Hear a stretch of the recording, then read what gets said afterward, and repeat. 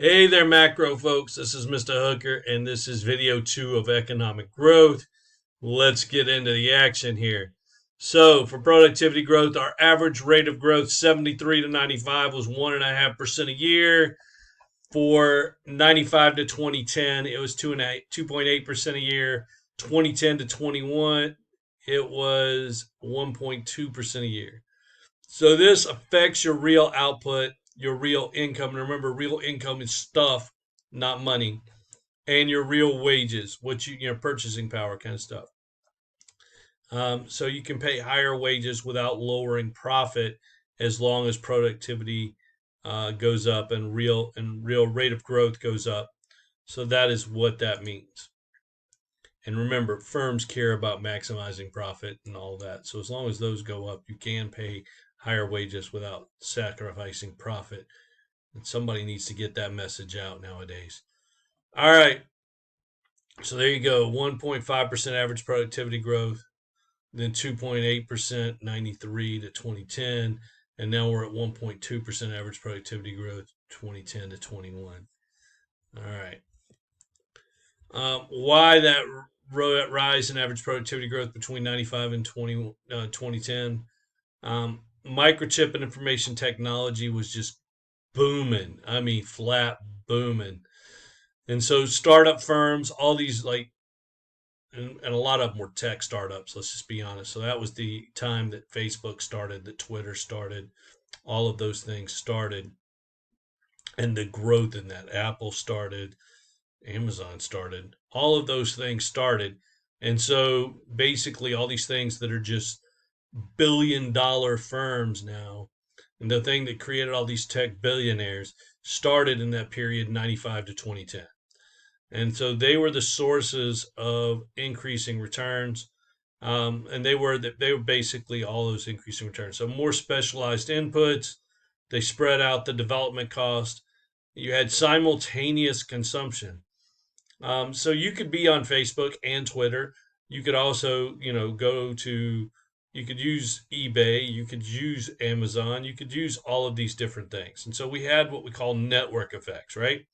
Um, and so network effects means that basically, and network effects means simultaneous, and also that's a simultaneous consumption idea that um, you and I and you and all of your friends are simultaneously consuming these goods.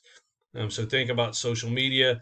Social media is fun because, or social media is good. I don't know if it's necessarily fun, but it's good because you and your friends are on it. Instagram, whatever, right? It is not good if you are on it alone. That is why it is social media. Um, and so network effects means that the usefulness of the good is added to by the fact that other people are on it. And also, people were learning by doing these things. So when you first get onto a social app, you may not exactly know how to use it, but you do it and you learn pretty quick. And you learn, okay, well, this is a good shortcut, and that's a really good way to do this. I'll do this and I'll do that, and boom. And then you become like an expert in using these apps. And there was also some global competition, Alibaba for Amazon and some other ones. So it becomes kind of cool. World competitiveness ranking. Switzerland is probably the most competitive country. Sweden at 2, Denmark at 3, the Netherlands at 4, Singapore at 5, Norway at 6, Hong Kong at 7, Taiwan at 8, UAE at 9, and then here we are at 10. Yeah, we are not the most competitive country you ever met. Just going to point that out.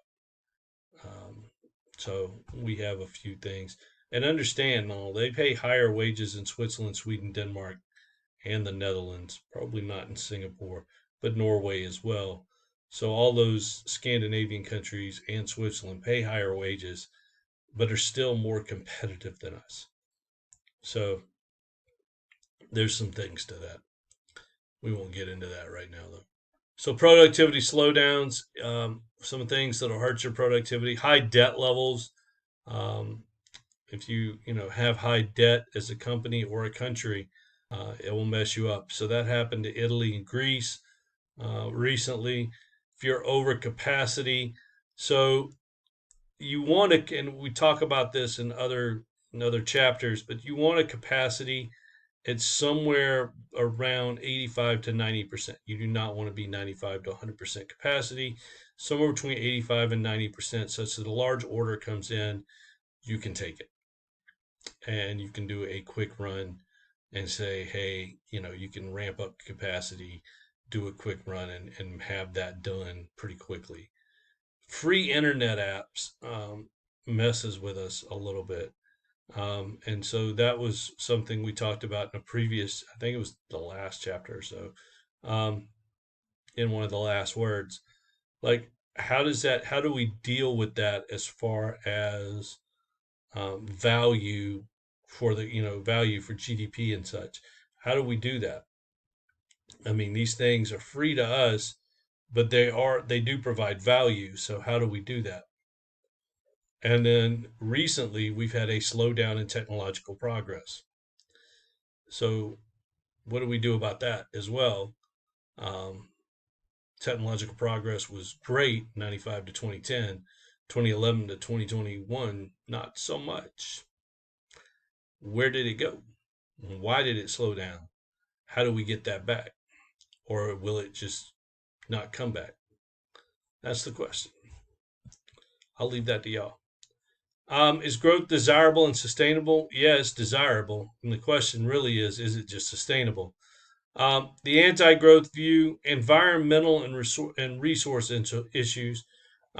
Growth leads to pollution, climate change, and species extinction. We run people out. So we live here in Knoxville and the surrounding areas. You all know about the bear sightings. Y'all can attribute that to growth. I mean, like that, the bear sightings can be attributed to growth. We are pushing them out of their natural habitat, and then we got stupid tourists as well. But we are pushing them out of where they live, and part of that's due to the idea of wanting to attract more tourists. But it is not good for the natural habitat of bears, and it's not good for nature. Uh, so, what do we do about that? Do we keep going, or do we sort of slow down a little bit and start valuing nature and say, hey, these bears, we'd like them to live in peace? Or do we just say, bump it, we don't really care about the bears that much? That's a thing. I mean, that's something that the Knoxville area, the Gatlinburg, Pigeon Forge area especially, is going to have to consider, because you can't keep growing at the level you're growing without considering the bear population. Um, just pointing that out. Before I moved here, I lived in Mount Airy, North Carolina, which is Mayberry for those that know. It was Andy Griffith's hometown, and not long before we moved here, my wife saw a bear cub running down Main Street, Mayberry. And that is not cool if you think about it. Like, that's halfway up a mountain. If you ever been, that is halfway up a mountain. So it's not far for them to come out the mountain, come down the mountain a little bit and just jump into town. But it's crazy to think that like a little bear cub's running down Main Street with all the tourists. Um, it's just crazy. But once again, that comes from development, and it's just nuts how that goes. Um, there's not much compelling evidence that growth has solved our social problems.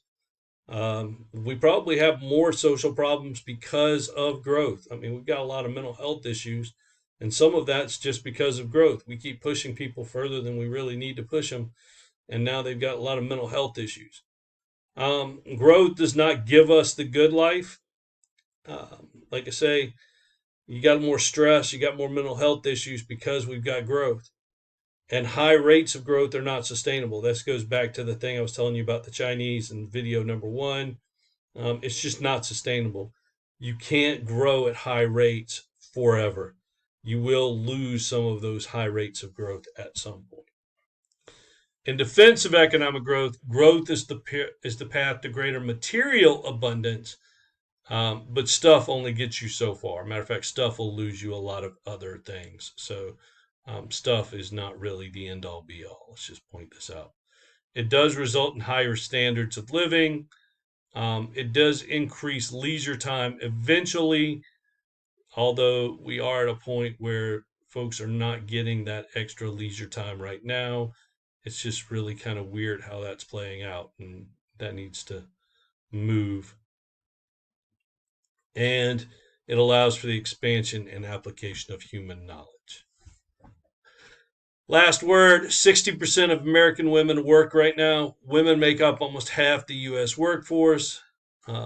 Better educated and professionally trained, actually. Discrimination does still persist. Women make about 78 cents for every dollar earned by men. And that is all for chapter 8. That is it. We will see you in chapter 9. Everybody take care.